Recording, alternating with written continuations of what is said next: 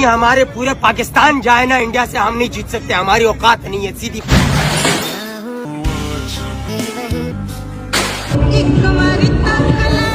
बांग्लादेश विश्व cup खेलবে final में देखेंगे, यही बोलने वाले हैं आप देखना।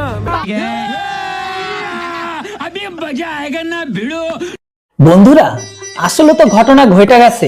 হ্যাঁ, বাহ, তাহলে তো এটা আমাদের জন্য আনন্দের সংবাদ। খেলায় জিতলো ভারত, হারলো পাকিস্তান, আর এই মুহূর্তে সব থেকে শোচনীয় অবস্থা হয়ে গেছে আমাদের একটি আরো পার্শ্ববর্তী ভিখারি দেশ। তার কথা বলেছি, ভিডিও থাম্বনেল দেখে বুঝে গেছেন। চলুন দেরি না করে আজকের এই মজাদার ভিডিওটা শুরু করি, যে দেখে নিই কি রকম ভাবে আর কত রকম ভাবে এই আমাদের দুই পড়শি দেশের অবস্থা খারাপ হয়েছে। চলুন শুরু করি। ভারতের সাথে হারার পর কাল রাত থেকে পাক ক্রিকেট বোর্ডের প্রধানকে খুঁজে পাওয়া যাচ্ছে না। আরে কি বলেন, তাড়াতাড়ি মালদারে খোঁজার ব্যবস্থা করেন, না হলে ওনাদের অবৈধ পুত্রগুলো কান্দা কান্দা লুঙ্গি ভিজায় ফেলবে। গতকাল পাকিস্তানকে হারতে দেখে ম্যাচ শেষ হওয়ার আগেই নাকি মাঠ থেকে লুকিয়ে পালিয়ে গিয়েছিলেন পাকিস্তান ক্রিকেট বোর্ডের প্রধান। হাতে বিড়ি মুখে পান, শান্তির ছেলে পাকিস্তান, তাড়াতাড়ি মালদারে খোঁজার ব্যবস্থা করেন, না হলে অবৈধ পুত্রদের অবস্থা খুবই শোচনীয় হয়ে গেছে। সত্যি 100% সত্যি। বড় খবর উঠে আসছে পাকিস্তান এবং বাংলাদেশ থেকে। এখনো পর্যন্ত পাকিস্তানের প্রায় কয়েক হাজার টিভি ভাঙা হয়ে গেছে।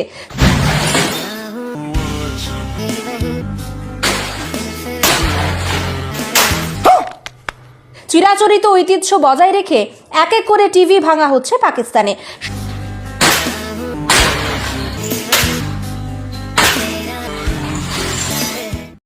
শোনা গো, আমার খুব কষ্ট যে বলো। সাথে পাকিস্তানের জাত সন্তানের দেশ বাংলাদেশে তাদের জাতীয় পোশাক লুঙ্গিগুলোকে পুড়ে ফেলা হচ্ছে দুঃখে কষ্টে। আচ্ছা, তাহলে বাংলাদেশিরা যদি তাদের জাতীয় পোশাক লুঙ্গিকে পুড়িয়ে ফেলে, তাহলে তারা কি পরে আছে এখন? ভারতের সাথে গোহারা হেরে পাকিস্তানে ভাঙছে টিভি এবং বাংলাদেশে পোড়া হচ্ছে লুঙ্গি। আর এই কর্মকাণ্ডের মাঝখানে উধাও পাকিস্তানের ক্রিকেট বোর্ডের প্রধান। रोज आते हैं इस उम्मीद पे, आज जीतेंगे, कल जीतेंगे, परसों जीतेंगे, रोज हारते हैं। বন্ধুরা জানেন তো, ভারত আর পাকিস্তান ম্যাচ শুরু হওয়ার পূর্বে শ্রীলঙ্কার বাসীরা তারা ভারতকে নিয়ে কতটা আনন্দ ছিল বা কতটা উৎসাহিত ছিল, এই ভিডিও ক্লিপটা দেখলে আপনারা বুঝতে পারবেন। আগে দেখুন।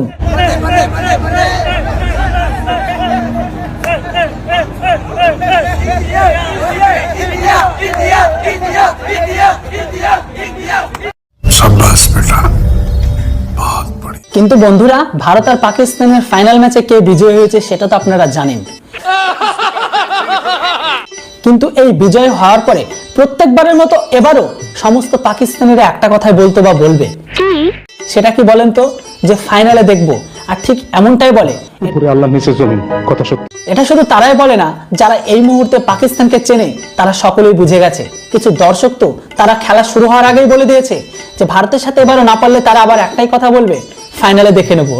फाइनल में देखेंगे, यही बोलने वाले हैं आप देखना। पाकिस्तान से बॉयकॉट कर देना चाहिए।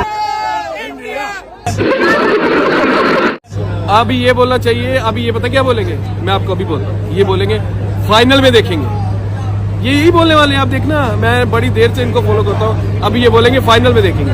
আচ্ছা দাদা, আমাকে একটা কথা বলুন তো, এটা তখনই হবে যখন পাকিস্তান ফাইনালে পৌঁছাবে, কিন্তু তার আগে আপনি বলে দিন যে এবারও কি পাকিস্তান ফাইনালে যেতে পারবে?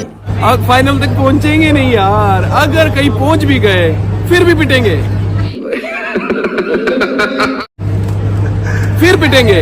अभी 2 मैच इन्होंने जीते, इनका कॉन्फिडेंस ऐसे था, ऐसे हमारी टीम माई को उसने इतनी ऐसे बना दी, हमारी पहले जैसी टीम नहीं रही।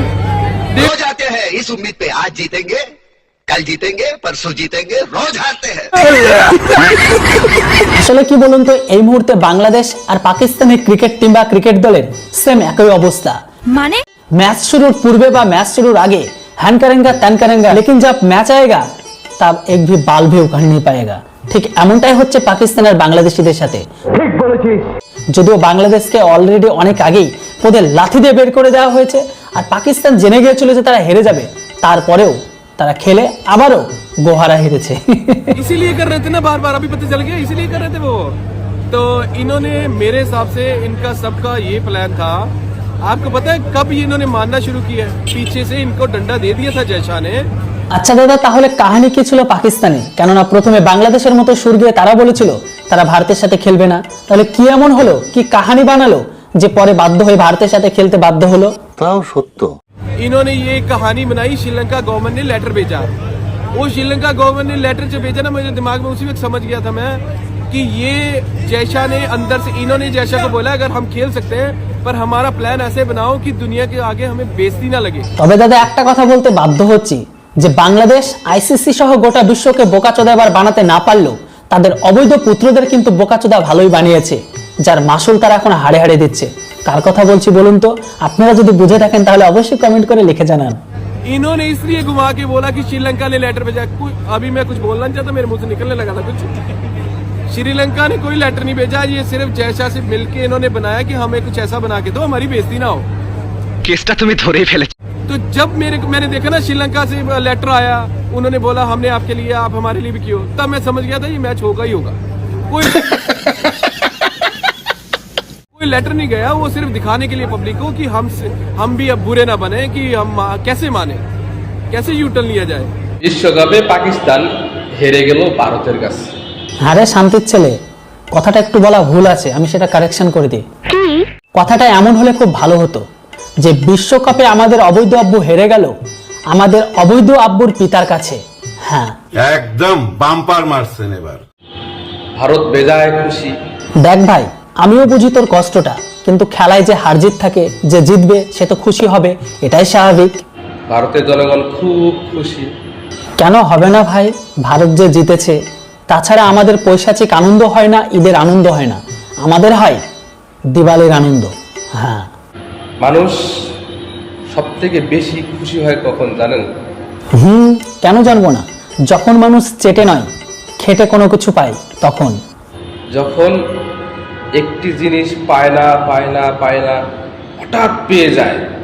হ্যাঁ, ঠিক যেমন তোরা লাগাতার আব্বু বদলাস, তারপরেও এখনো পর্যন্ত সঠিক আব্বু পাসনি, তাই তোরা এখনো পর্যন্ত এক আব্বুর পেছনে নিজের খুশিকে বিলীন করে দিয়েছিস।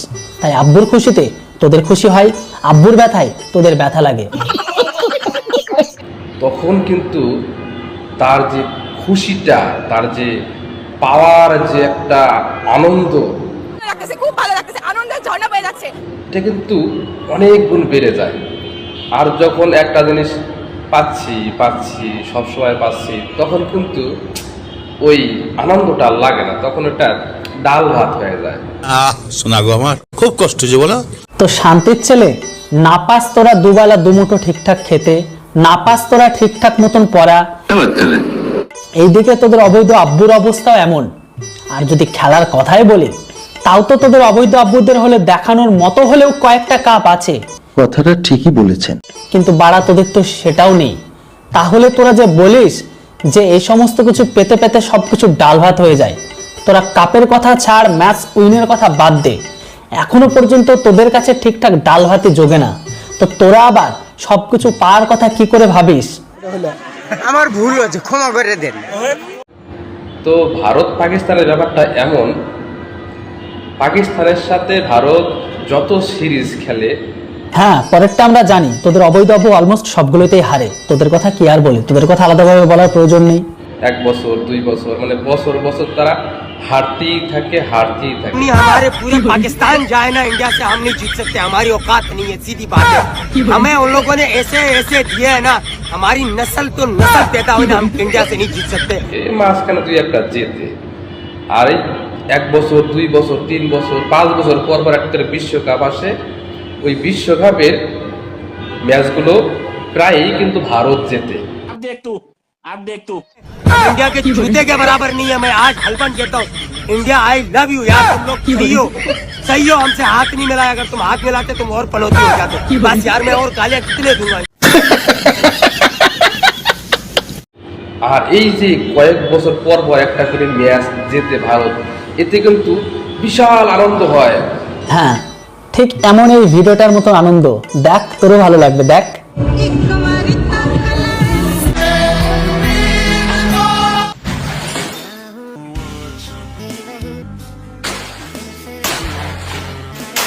ঠিক আছে, আর এই আনন্দ নিয়েই তারা কিন্তু বেঁচে থাকে। বাংলাদেশের ক্রিকেট টিমের বিশ্বমঞ্চে খেলার যোগ্যতা নেই, এরা শুধু বাংলাদেশের ক্রিকেটের সৌন্দর্য নষ্ট করে। আর এই যে সারা বছর ভারত পাকিস্তানের কাছে সিরিজ হারতেছে হোয়াইট ওয়াশ হচ্ছে। তা সুধীর ভাই, শুকনো না সেটা কোথা দিয়ে করেছিস রে? মুখ দিয়ে না পেছন দিক দিয়ে? আমি বুঝি তোর কষ্টটা, যতই হোক অবৈধ আব্বু বলে কথা, পিতার কষ্ট হলে পুত্রের কষ্ট হবে না এমন কি হতে পারে? তাও সত্য। যাই হোক, ওটা বলেই শান্ত থাক, কেননা ওটা ছাড়া তো তোদের আর কিছু করার নেই। আমার তরফ থেকে জানাই, বা আমাদের সমস্ত ভারতবাসী তরফ থেকে জানাই তোদেরকে এক বালতি সমবেদনা। হ্যাঁ, তখন কিন্তু তারা তেমন কোনো কথা বলে না, ঠিক আছে? তো এই যে বিশ্বকাপ এলে একটা ম্যাচ পাকিস্তান ভারতের কাছে হারে, পারে না বাল ফেলাতে উঠে পড়ে রাত দুপুরে। এই জন্য চীনের দার্শনিক তোদেরকে দেখে একটা মন্তব্য বা একটা কথা বলেছিল। কথাটা ঠিক এরকম, আংচুং বাং সাংচুং ফাং। কথাটার মানে হচ্ছে এরকম, যে বাল তুমি ছিঁড়িতে পারবে না সেই বাল ধরে কেন করো টানাটানি? যেটা তোমাদের করার মুরুদ নেই সেটা অন্যের ধরে কেন টানাটানি করো? আমি জানি যে এই পৃথিবীতে সব থেকে যদি কেউ বেশি কষ্ট পেয়ে থাকে ভারত পাকিস্তানের ম্যাচে, সেটা হচ্ছে অনলি ফর বাংলাদেশ, মানে লুঙ্গি বাহিনী। যেমনটা আপনাদের মতো কিছু অবৈধ পুত্র আছে যারা পাকিস্তানের বীজে তৈরি হওয়া বাংলাদেশের ঘরের ভেতরে বসবাস করে, তাদের এখন বুক ফেটে যাচ্ছে। তবে আমাদের ঘরের ভেতর থেকে সমস্ত ভারতবাসীর তরফ থেকে আপনাদের জানাই এক বালতি উটের মুতের সমবেদনা। এই আনন্দ নিয়ে এই বছর পার করে দেয়, এটাই হলো বাস্তবতা। বাংলাদেশের ক্রিকেটাররা যেভাবে আউট হয়, মনে হয় ওদের ডায়রিয়া হয়েছে, হাগার জন্য আউট হয়েছে। যাই হোক বন্ধুরা, আজকের ভিডিওটা কেমন লাগলো অবশ্যই কমেন্ট বক্সে লিখে জানান। ভিডিও যদি ভালো লেগে থাকে তাহলে অবশ্যই ভিডিওটিকে লাইক করতে, আর চ্যানেলটিতে প্রথমবারের জন্য হলে সাবস্ক্রাইব করতে ভুলবেন না। আবারও বলে দিই, ভিডিও দেখে যদি রেগে যাবেন তো হেরে যাবেন, আর যদি হাসবেন তো আপনার মন মস্তিষ্ক সবকিছু ভালো থাকবে। কেননা দেখা হচ্ছে কথা হচ্ছে খুব তাড়াতাড়ি নতুন একটি ইন্টারেস্টিং বাংলাদেশিদের রোস্ট ভিডিওতে। Thanks for watching. জয় হিন্দ, বন্দে মাতরম।